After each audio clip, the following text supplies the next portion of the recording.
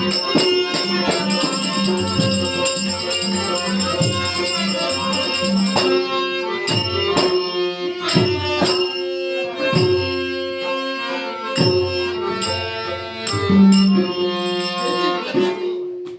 वैकुंठीचा नारायण आपल्या सर्व भक्तांना ज्याप्रमाणे दर्शन देतोय त्याचप्रमाणे तुझाही आशीर्वाद तुझ्या सर्व भक्तांच्या पाठीशी राहावा असा तुझा शुभमंगल आशीर्वाद तुझ्या साऱ्या भक्तांना दे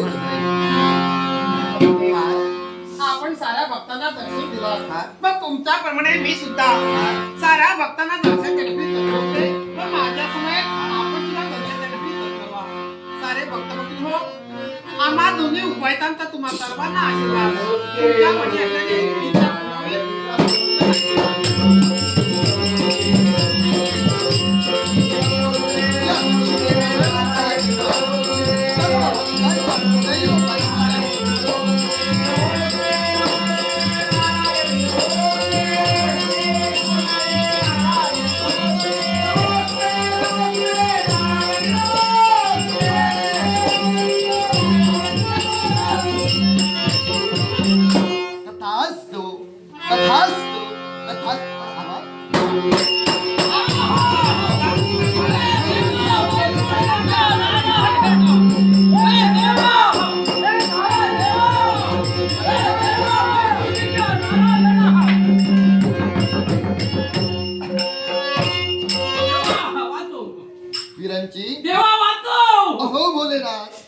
झालंय तरी काय देवा आम्हाला सोडवली देवा मी बोलतोय ना देवा उत्पत्ती बंद त्याच्यामुळे उत्पत्ती करणार नाही रजतम आणि सत्व म्हणजे ब्रह्मा विष्णू आणि महेश आम्ही त्रैदेवतांनी या विश्वासाठी आपापली स्थान जर निश्चित केली नसतील तर विश्वाचं काय देवा ते विश्वही नको आणि काही नको पण याच्या मुळाशी कारण त्याच्या मुळाची कारण आमच्याच दादाने आमचाच वोट मागे लागला येतो आहे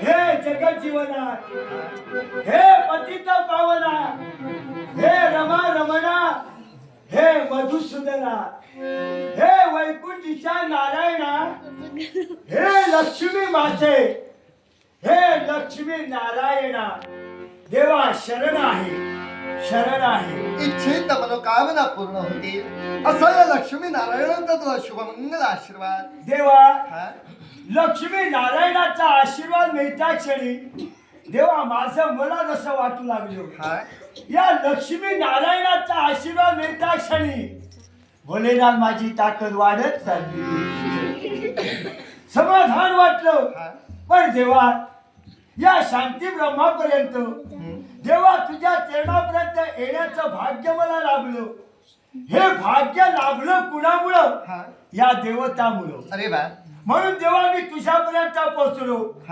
पण जेव्हा माझं इथं जे येणं झालं ते देवा मुद्दाम येणं झालं मुद्दाम हो आणि का म्हणू देवा हे मी सर्व आपल्याला सांगेन लक्ष्मी नारायणा बोलण्याची जर मुभा असेल आई बोलू का हा बोल आई सांगते तर बोलायला हरकत नाही वाटेल तेवढे बोल होय ना हो कारण नारायणाचा शब्द मिळतो आहे मग लक्ष्मीचाही शब्द मिळाला पाहिजे आहे माझा शब्द आहे ना हो. मग चिंता करण्याचं कारण नाही देवा मी इथपर्यंत आलो हा शंकरचूड आपल्यापर्यंत पोहोचला याला काढीव हे देव आहे या देवतामुळे मी इथं आलो तुझं भाग्य समोर कुणाचं तुझं आता भाग्य देवाचं कुणाचं दर्शन झालं थांबा वीरांची आता भाग्य कुणाचं मोठं आहे ते कळणार देवा कैलास पर्वतापर्यंत भोलेनाथाजवळ गेलो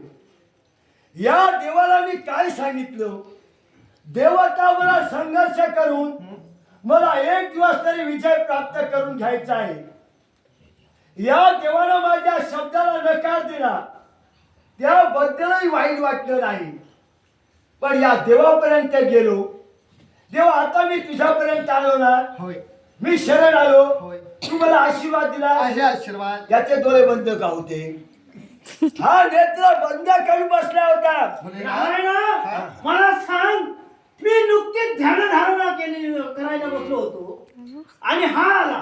मग मला सांगा हो, ध्यानधारणा पूर्ण झाल्याशिवाय मी नेत्र उघडावा का? अगदी बरोबर. बरोबर बरोबर हे बरोबर बरोबर. मग देवा तू ज्या ध्यान लावून बसला होता तुझ्या त्या ध्यानाचं विसर्जन होता का म्हणे मग देवा मला सांग एखादा भक्त जर तळमळत नसेल तर त्या भक्तासाठी देवानं नेत्र नको का उघडायला उघडले पाहिजे. मग मी जर तळमळत होतो तर तुझ्यासाठी ना पण नको मी तळमळत होतो ना तुझ्यासाठी अरे मग तू का नेत्र उघडले ऐक शंकरचूडा, देव भक्तांसाठी आहे आणि भक्त देवासाठी आहे.